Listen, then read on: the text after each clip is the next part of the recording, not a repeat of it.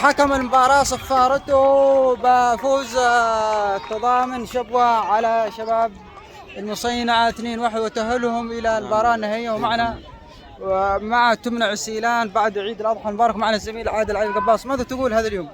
حقيقة نبارك لتضامن عتق فوزهم اليوم في الوقت القاتل طبعا في هذه المباراة وتأهلهم للمباراة النهائية، وهذا شيء طبعا المباراة لم تكن بالمستوى المطلوب في مباراة اليوم، عكس مباراة أمس كانت قوية وحاسمة وفيها السرعة. نعم، ولقد كانت مباراة لكن اليوم الحمد لله يعني في الدقائق نعم. الأخيرة وألف مبروك للتضامن والتأهل، وسوف نشهد مباراة ونهائي كبير مع تمنع السيلان إن شاء الله.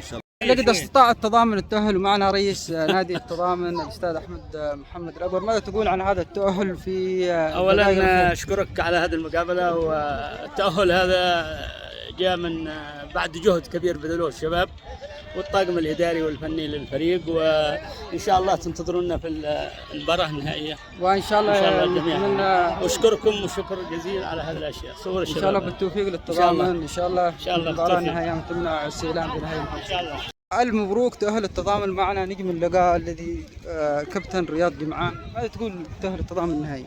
الله يبارك فيك وجهي. تكلم من اشتغل. الحمد لله على كل حال. لماذا يعود المستوى الكبير اللي قدمته اليوم والمباراة؟ هذا الكابتن صبري وزملائي اللاعبين. الحمد لله على كل حال، ان شاء الله النهائي نحقق افضل من هذا المباراة. ان شاء الله الكاس والف مبروك باذن الله في النهائي.